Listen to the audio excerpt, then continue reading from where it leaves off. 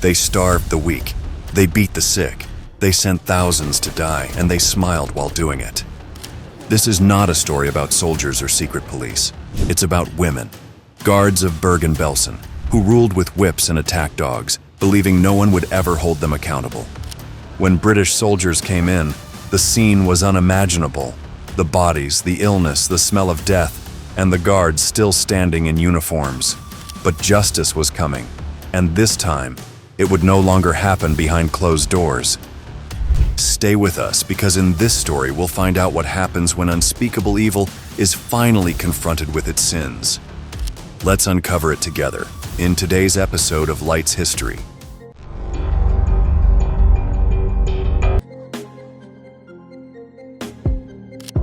Most people, when they picture the machinery of Nazi terror, think of male SS officers in black uniforms, barking commands and pulling triggers.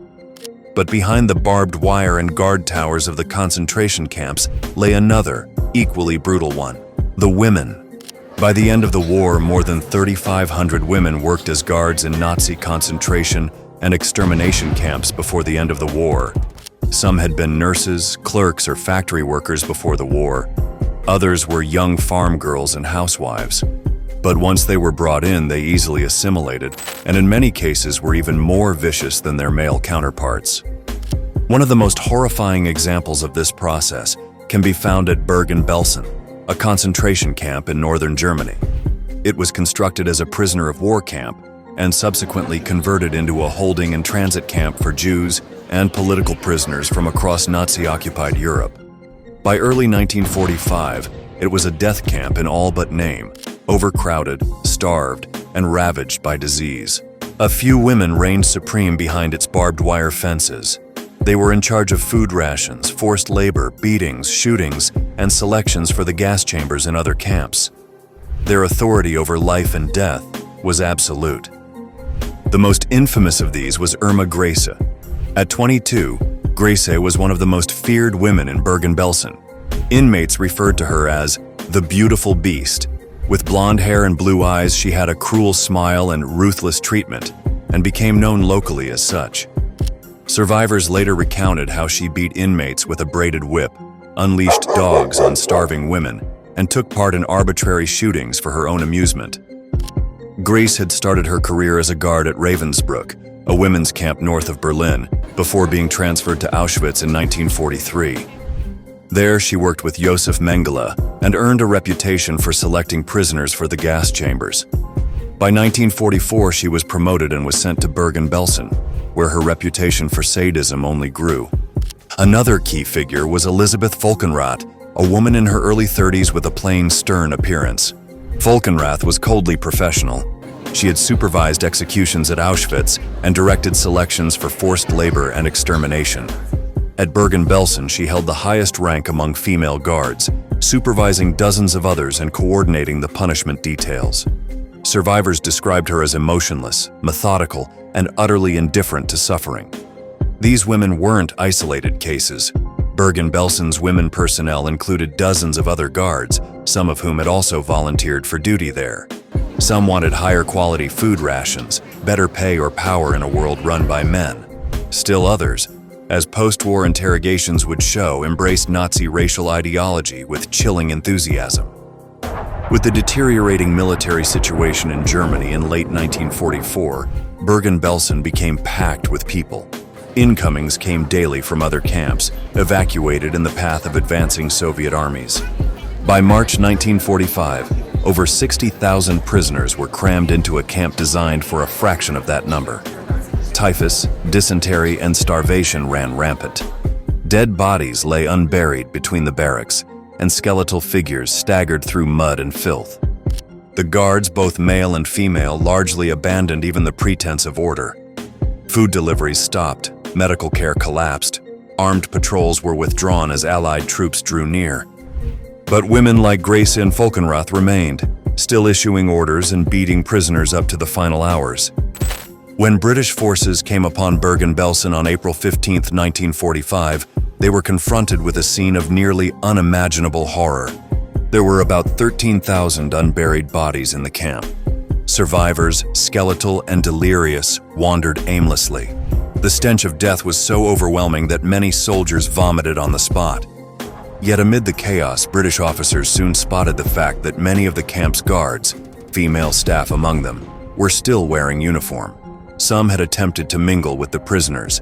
Others continued to bark orders, unwilling to accept that their reign was over.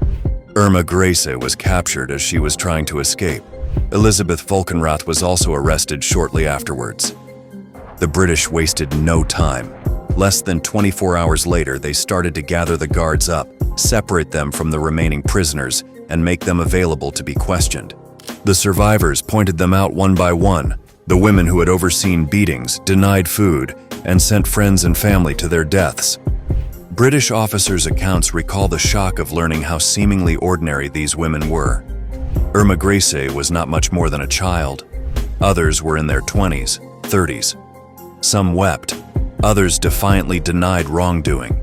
A few bragged of their loyalty to the Führer and the Reich. But the evidence was overwhelming. Survivors gave detailed, matching testimonies.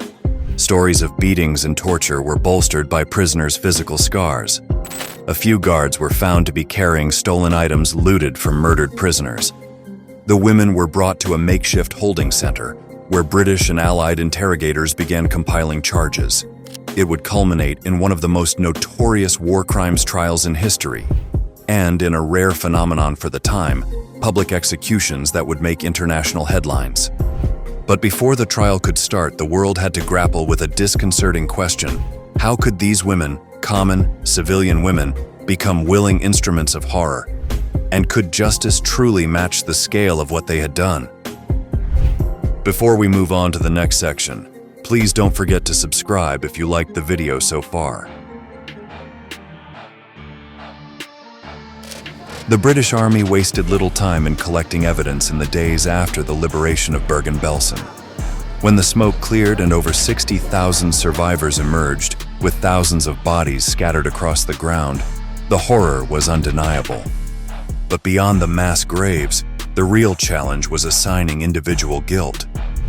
Among the first prisoners were not only male SS officers, but a notorious crew of female guards, women whose names and faces had already come to symbolize cruelty within the camp. The British established a temporary detention center where both male and female staff were held under heavy guard. Survivors, many too weak to stand, stepped up with names, descriptions, testimonies. Lists were drawn. Photographs were matched. Witnesses directly accused women such as Irma Grace, Elizabeth Volkenrath, and Juana Bormann. The interrogations began. British intelligence officers noted their surprise at the demeanor of the women. Some, like Grace, remained defiant. She said she had been a loyal follower who had only obeyed orders, maintained she had never killed anyone herself, and reminisced with affection about her devotion to the Reich. Others, such as Elizabeth Volkenrath, gave cold, indifferent statements, showing no remorse. Several, knowing their fates, tried to minimize their roles, saying they had done little more than clerical work or overseen kitchen duties. But the testimonies of the survivors were damningly specific. They named which women went carrying whips, who had set dogs on prisoners, who had denied medicine to the sick, and who had personally selected inmates for punishment or execution. These weren't distant accusations. They were specific, well corroborated, and, in some instances, supported by physical evidence. The British quickly realized this couldn't be handled as a routine military tribunal. A full-blown war crimes trial would take place, and for the first time ever in history, women would be tried alongside male SS officers for crimes against humanity. The Belsen trial began in Lüneburg near the camp on September 17, 1945. 23 men and 11 women were tried together on charges of war crimes, including the abuse of prisoners at Bergen Belsen and, in some cases, also at Auschwitz. The sight of women in the dock alongside hardened SS officers drew massive international attention. Headlines in Britain, the United States, and Europe were dominated by news of Irma Grace, whose youth, beauty, and sadistic reputation made her a chilling symbol of female complicity and Nazi atrocities. British newspapers dubbed her the Blonde Angel of Death. Irma Grace was composed in court, and she even smiled at times. She denied accusations of brutality, claiming she had no authority to make decisions and that discipline was handled by male officers. When confronted with survivor testimonies describing beatings, shootings, and the use of attack dogs, she simply stated, "I do not remember." Elizabeth Volkenrath was far less talkative. Throughout the proceedings, she sat stone-faced, refusing to engage with prosecutors or react to witness descriptions of her actions. Survivor accounts described her as a calculating figure of authority, organizing punishment squads, selecting prisoners for labor or death, and personally overseeing hangings. Another well-known defendant was Juana Bormann, a guard infamous for her brutality with the camp dogs. Prisoners described how she would unleash the animals on inmates, watching as they mauled the sick and starving. Bormann, during her testimony, denied any wrongdoing, insisting she had only been following instructions and had no control over the animals' behavior. The prosecution introduced gruesome evidence, photographs published upon liberation, portraying the conditions of the camp and skeletal bodies of prisoners inside. First-hand accounts came from freed inmates and British soldiers. The trial took almost 2 months, and more than 60 witnesses testified. Unlike the caricatures of monstrous evil the public might have expected, they appeared as young women and middle-aged housewives. Some were barely older than the girls they had starved and beaten. Their plainness, set against the horror they had overseen, was the thing that made their crimes so inexplicable. The world press covered the trial. Horrified fascination and pent-up rage seemed to split the public mood. Editorials wondered whether women could really be as mean as men in power. Some asked if age or gender should be taken into account for lessening punishment. The proof, however, was too strong for clemency. It was on the 17th of November 1945 that sentence was delivered. 11 people, 5 of them women, were sentenced to death. They included Irma Gracie, Elizabeth Volkenrath, and Juana Bormann. Gracie was sentenced to death. At 22, she became the youngest woman to be sentenced to death for war crimes in modern European history. Her unrepentant attitude throughout the trial had sealed her fate. Even when informed of her sentence, she reportedly responded with a defiant smirk. Volkenrath received her sentence calmly, with neither fear nor remorse. Bormann reportedly collapsed in tears upon hearing her name. The prisoners were taken to Hameln Prison, where preparations for execution were made. British executioner Albert Pierrepoint, already known for hanging Nazi war criminals, was assigned to carry out the sentences. The rare practice of holding public executions, especially at that time, was intended to send a clear message: no one, regardless of rank, age, or gender, would be spared for crimes of such magnitude. The executions were carried out December 13, 1945. Though not conducted in a public square, the hangings were carried out swiftly, with witnesses from Allied command, legal teams, and military police present. Irma Gracie, who according to eyewitness accounts was visibly trembling in the last moments of her life, went to her death without speaking. Volkenrath and Bormann followed a few minutes later. The news of the executions spread like wildfire. Some criticized the deaths as state revenge, but most regarded them as a grim but necessary kind of justice. They brought relief to survivors of Bergen Belsen, and much of the world saw the hangings as a symbolic end to one of history's darkest atrocities. The Belsen trial established a precedent for holding women to account for wartime atrocities, a reminder that neither gender has a monopoly on cruel actions. But the story wasn't over. For years to come, Bergen Belsen and the women who terrorized its grounds would stand as an open wound on the face of Europe, a harrowing reminder of what happens when everyday people willingly become instruments of monstrous regimes. Want to understand the world better? Start with history and subscribe to our channel. The executions of Irma Gracie, Elizabeth Volkenrath, Juana Bormann, and their male counterparts marked a brutal, definitive moment in the immediate post-war reckoning. But as their sentences brought closure to some survivors, they also raised uncomfortable questions for a shaken Europe about memory, complicity, and how far justice could really go. In the aftermath of the Belsen trial, British newspapers reported the hangings in a clinical, almost detached manner. The headlines concentrated on Gracie's youth and defiance, and newspapers labeled her Hitler's Angel of Death. International press outlets debated whether it was right to execute women, no matter their crimes. Some editorials questioned whether gender had shielded others from similar fates. Within Germany, feelings were more complex. The conclusion of the war had ruined the country, physically, economically, and morally. Many Germans, even average citizens, preferred to look away from the specifics of what transpired in the camps.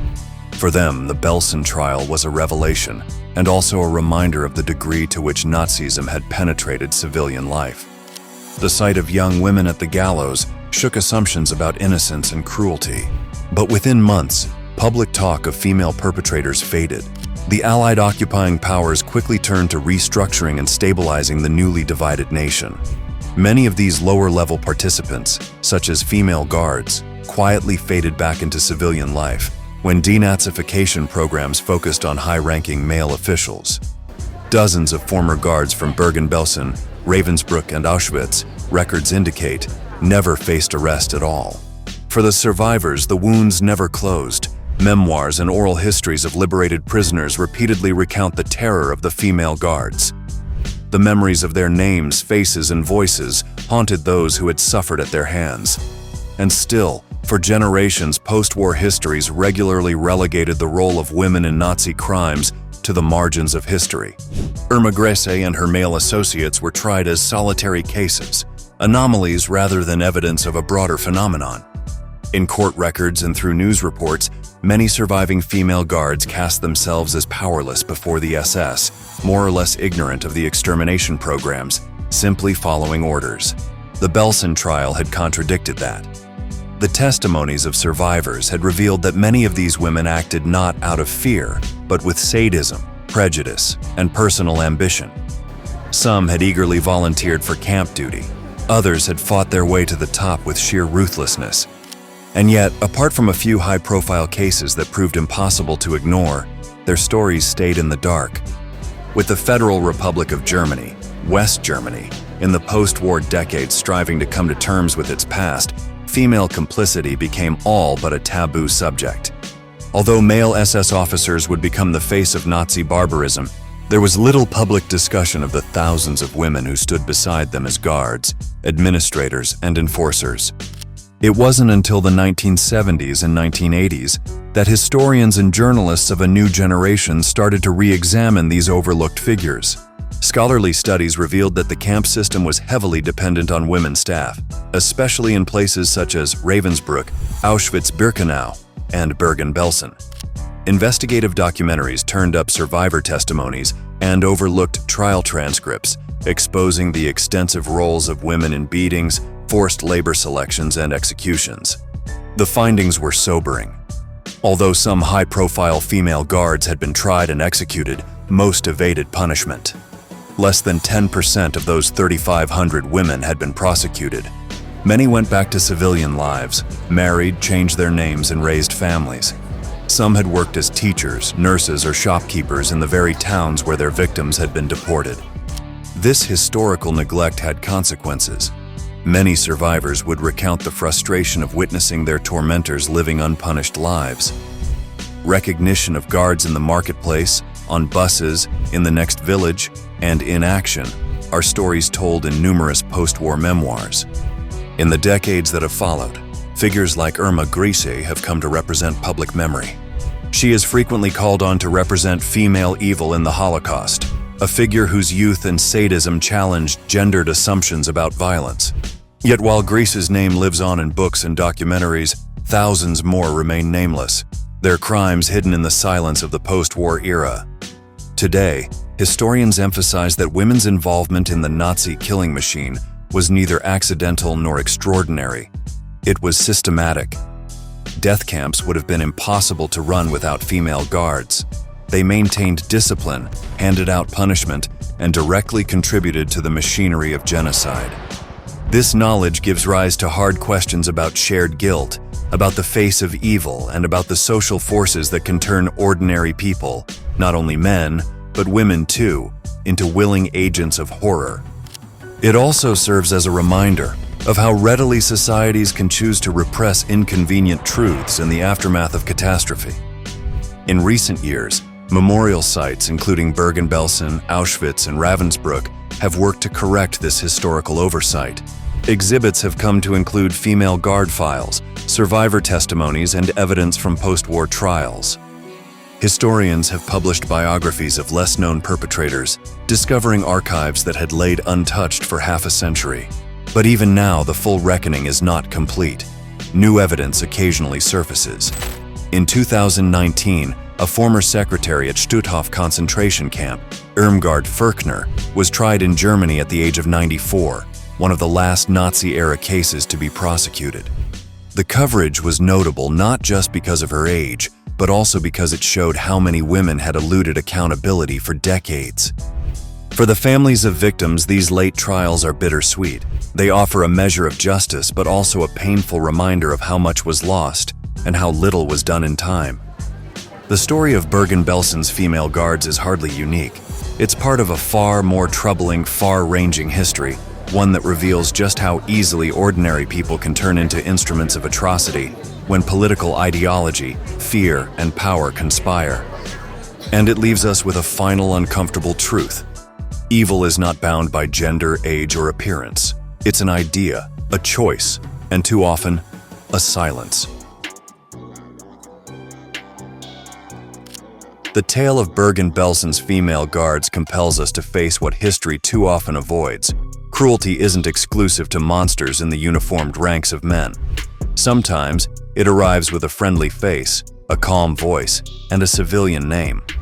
The women who ran Bergen Belsen thought they could disappear into history, unnoticed and unpunished. Some did. Others answered for their crimes at the end of a rope. But even in the long silence they left behind, the question remains, what justice might have looked like if the world had not turned away so quickly? And perhaps more challenging still, could ordinary people at the wrong time under the wrong flag be capable to do the same? Drop your thoughts in the comments below. Here's another video history buffs enjoyed watching.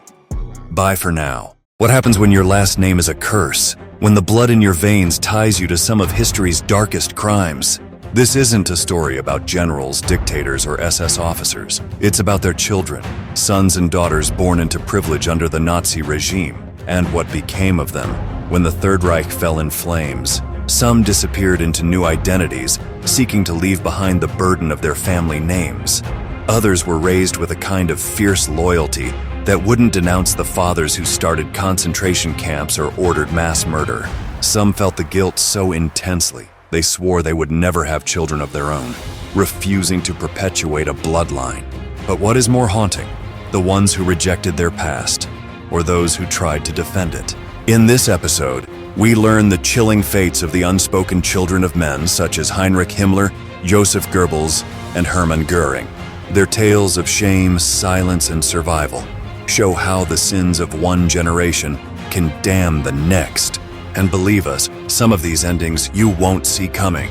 Let's discuss it in today's episode of Light's History. By 1945, when the Third Reich collapsed, its leaders were dead, captured, or being hunted. A world demanded justice for the horrors of the Holocaust and the ruins of war. Himmler, Goebbels, Göring, all these names came to be associated with cruelty, fanaticism, and mass murder. But while history concentrated on their crimes, few ever paused to ask, what became of their children? For these sons and daughters, the collapse of Nazi Germany represented more than just the defeat of a nation or an idea. It meant a legacy of blood, guilt, and infamy. Their surnames were not merely labels, they were life sentences. Gudrun Himmler was the daughter of SS leader Heinrich Himmler and one of only 2 immediate family members to survive the war. Gudrun adored her father. In family photographs, she holds on to him at Berghof retreats and public parades. As the Allies approached Germany, Gudrun believed in the righteousness of his cause. Himmler would commit suicide in British custody in May 1945, and it shattered her world, but it did not break her loyalty. After the war, Gudrun was interrogated, placed in internment camps, and later released. As an adult, she became one of the most unapologetic defenders of her father's memory.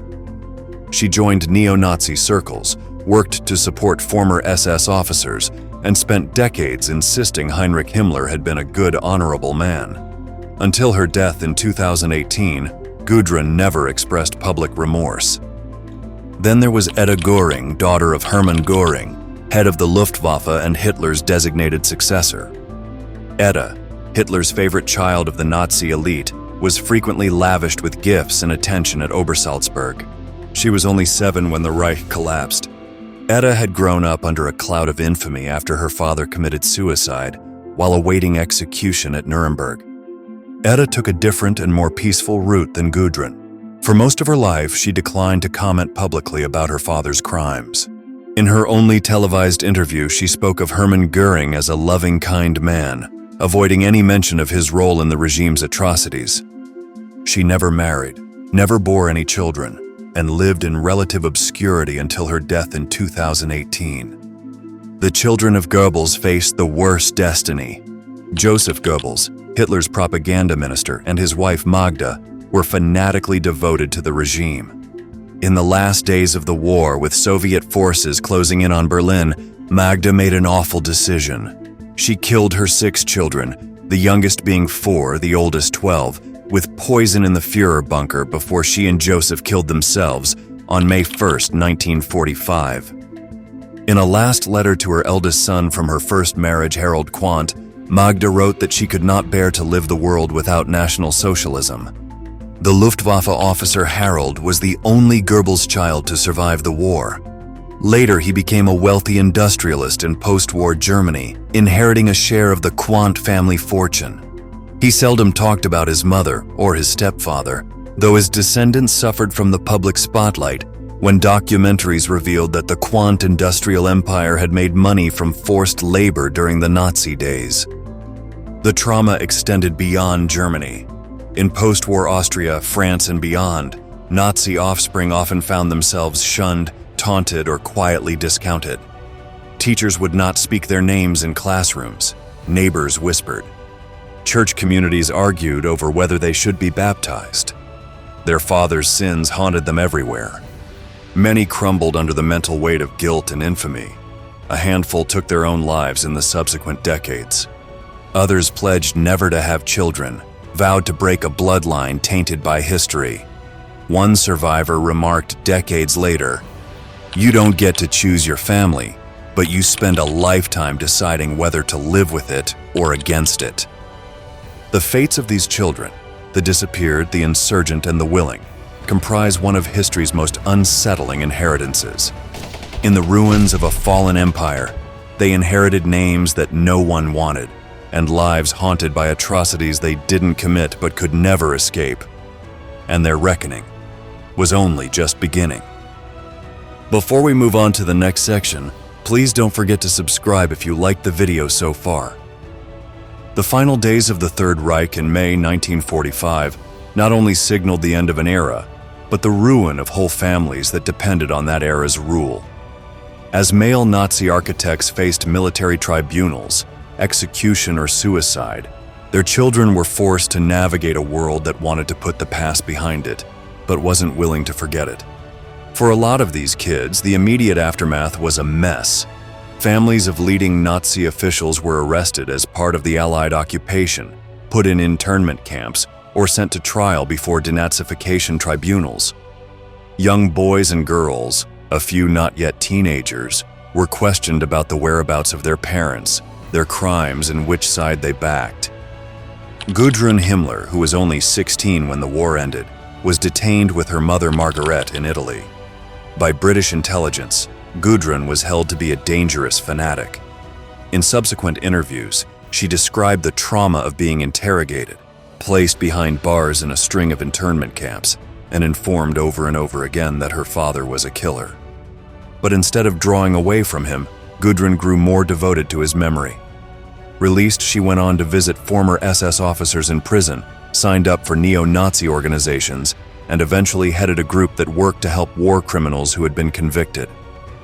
Etta Göring, then 7 years old, experienced a different kind of exile. Tucked out of the way in a Munich boarding school as the Allies advanced, Etta was sheltered by family connections within the surviving German elites. Not subjected to the indignities of internment camps, she lived under the shadow of a name Germany wanted desperately to bury. As an adult, Edda has refused to publicly discuss her father's war record. Only once in a carefully controlled 1986 interview did she describe Göring as a warm, wonderful man. She died in 2018, having never publicly condemned or acknowledged the atrocities he orchestrated. Elsewhere, some of the other children of Nazi leaders made far different decisions. Nicholas Frank was raised in the grip of guilt and disgust. The son of Hans Frank, the Governor-General of Nazi-occupied Poland and one of the Holocaust's most notorious perpetrators, Frank loathed and despised his father. Hans Frank was put to death at Nuremberg, but Nicholas bore his name until the end was virtually in sight. Nicholas, as an adult, became one of the most outspoken critics of his family's legacy. His 1987 memoir, In the Shadow of the Reich, is among the most savage, unvarnished works of history published by a Nazi offspring. In it, he referred to his father as a mass murderer, a slime, and a coward. Nicholas spent his life speaking and writing about the threats posed by unbridled ideologies, offering a rare note of public repentance in a world that most often prefers to remain silent. Germany in the post-war years was a brutal place for children of high-ranking Nazis. In a community in desperate need of reconstruction, no one wanted reminders of the past. They were turned away by a lot of schools. Neighbors ostracized them. Others were not allowed in church services or public gatherings. Some changed their names and moved to other cities or left the country altogether. Some, like Rolf Mengele, the son of Auschwitz's notorious Angel of Death, Josef Mengele, spent years denying the rumors about their parentage. Rolf was raised on whispered tales of his father's crimes, but it was only in adulthood that he would feel certain of the truth. In a tense emotional meeting in 1977, Rolf confronted Josef Mengele in hiding in Brazil. The meeting, later recounted in interviews, revealed a father still unrepentant and a son unwilling to condone or defend his actions. Rolf returned to Germany and lived quietly, declining all requests for further comment. Not all descendants felt shame. Some clung stubbornly to the myth of a misunderstood Germany.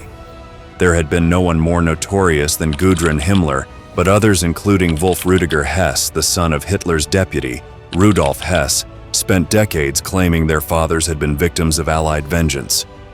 Wolf Rüdiger also claimed that his father tried to negotiate peace with Britain, and that had been wrongly incarcerated at Spandau. He died in 2001, defending Rudolf Hess's honor to the end. What makes these stories so disturbing isn't only the diversity of responses, guilt, denial, silence, or stubborn loyalty, but how those responses echoed through generations. Some children, horrified by their parents' crimes, vowed never to marry or have children of their own. Some changed their last names, cut ties, and attempted to disappear in obscurity. Some bore their legacies like shields, defiantly saving family archives and personal mementos of the Nazi era. Many of these family histories weren't addressed until the 1970s and 1980s, when a new generation of Germans began to demand a reckoning. Television documentaries, academic researchers, and news exposés brought the awkward fact into the open. The architects of genocide had left behind children, many of whom still lived among ordinary citizens. A few chose to speak. Nicholas Frank gave interviews. Rolf Mengele has shared publicly his fateful encounter with his father. Bettina Göring, grandniece of Hermann Göring, described how both she and her brother underwent voluntary sterilization so that, as she put it, the Göring bloodline would die with them. "We didn't want to pass on that blood," she said. "The thought that someone with our name might exist in the world was unbearable." These personal reckonings show how the weight of a name can live on well past courtrooms and history books. The weight didn't lift with their fathers' deaths. It would shadow them through schoolyards and job interviews, marriages and old age. The story of the children of Nazi leaders is one of complicated inheritances, of people who were born into horror without consent, who then spent their lives deciding whether to cling to or break from the legacies that history had given them. And for many, as the years passed, one question remained. Is it possible to outrun a name like Goebbels, Himmler, or Mengele? Or does the past find you, no matter how far you run? Want to understand the world better? Start with history and subscribe to our channel. Over the decades, children of some of Nazi Germany's most powerful leaders grew up in the country that was eager to bury its past. But history doesn't just vanish because the war is over. It stays in names, in rumors, in the unspoken stories carried by those left behind. For many of these sons and daughters, however, adulthood offered no peace and no escape. They were suspended between two worlds, one that could not forgive their father's crimes and another that preferred to pretend none of it had ever happened. In post-war Germany, the culture of silence surrounding the Nazi period dominated public life. Schools skimmed over the war years. Families avoided questions. Neighbors knew what had happened but said nothing. And in this environment, the children of men like Goebbels, Himmler, and Göring were free to figure out for themselves how to live under the unbearable weight of their surnames. Others, such as Nicholas Frank, opted for forthright confrontation. He spent years researching the Holocaust and his father's involvement in it. In interviews, Nicholas talked about a one-sided need to grasp how his father, Hans Frank, could oversee the mass murder of millions, while claiming to be a cultured, God-fearing man. His memoir and public talks pulled no punches. "I despised him," Nicholas said bluntly in one interview. "He was a coward and a killer, and I would never forgive him." But Nicholas was an exception. Most descendants chose silence. Etta Göring never discussed her father's activities, and she disappeared into a tightly controlled privacy. Even when journalists and historians came to her, she was unwilling to engage. Not until 1986 did she give a single televised interview, a vague, loving portrait of her father that neatly bypassed the atrocities linked with his name. Gudrun Himmler also refused any public reckoning. Fiercely devoted, she spent much of her life working to rehabilitate the image of former SS officers, calling for clemency and social support for war criminals. She never stopped to think of why she had such high regard for her father, Heinrich Himmler. Among neo-Nazi sympathizers and far-right circles in private gatherings, Gudrun was treated like royalty, the last connection to the inner circle of the Third Reich. The offspring of other leaders lived equally divided lives.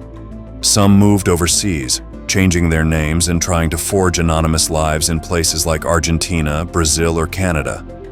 Others stayed in Germany and chose to vanish into civilian life and commonplace jobs, shopkeeper, engineer, teacher, rarely if ever convicted of any atrocity, and hoping that in a rejuvenated democratic country, no one would associate them with the misdeeds of the past. But even those who succeeded in shedding their old identities couldn't fully escape. In post-war towns and cities, people remembered. Gossip followed them. Some faced quiet boycotts from employers or were shunned in schoolyards. Church leaders debated whether to baptize or marry them. And while the state no longer pursued them, public opinion could be merciless. This haunted sense of inherited guilt and shame was not confined to Germany. In post-war Europe, the children of fascist collaborators, SS officers, and Nazi administrators have encountered similar reckonings. Others sought redemption by devoting their lives to human rights work, Holocaust education, or anti-fascist activism. Others retreated from the world, opting for lives of quiet obscurity. New challenges came along with new time. In the 1970s and 1980s, a surge of documentaries, memoirs, and scholarly inquiries opened old wounds. German television interviewed survivors and perpetrators. Universities hosted public debates on collective guilt and family obligation. And once again, the names Goebbels, Himmler, Mengele, and Hess surfaced in headlines, this time not for their crimes, but for the surviving children grappling with the aftermath. For most, the tactic was silent perseverance. They lived behind unmarked doors in a German suburb, held ordinary jobs, and struggled to bring up children without ever mentioning their names in public. Their father's shadow loomed over each birthday, wedding, and family gathering. But history has a way of coming back. In recent decades, researchers and reporters have met long-lost descendants who handed over letters, photographs, even the insidious shadows of secret family archives. These findings often flatly contradicted the official family narratives of innocence and ignorance. revealing complicity, fanaticism, and, in some cases, stubborn nostalgia for a fallen Reich. Today, many of these family lines have disappeared. Some never had children, others slipped away without any fuss or public notice, and yet the questions persist. What do we owe to history? Can guilt be inherited? To what extent can children be held responsible for the crimes of their parents? For Germany, the reckoning continues. The stories of these descendants are still examined in universities and discussed in ethics classes. They're also reminders that even decades after a regime falls, the damage it inflicts on families, identities, and memory remains. And perhaps most haunting of all is this: some of those children never renounced their names. They carried them like ghosts. The collapse of Nazi Germany not only left ruins on battlefields, it left scars on families, on names, on futures. There was no easy way out for the children of Third Reich functionaries. Some kept the shadows of their fathers in silence. Others tried to outrun them. A few embraced them. Their stories are a reminder that while history punishes the guilty, it rarely spares the innocent connected by blood. And that raises a question we rarely ask. How much do a parent's sins belong to the child? Some burdens aren't chosen, they're inherited. And sometimes the weight of a name can shape an entire life before it even begins, dictating who you trust, where you live, and how the world sees you. Because in history's long memory, some names don't fade, they echo. If your name was Goebbels, Himmler, Mengele, would you alter it? Would you hide? Would you speak out? Or would you wear it as a sort of defiance? Tell us what you think in the comments. Here's another video history buffs enjoyed watching. Bye for now.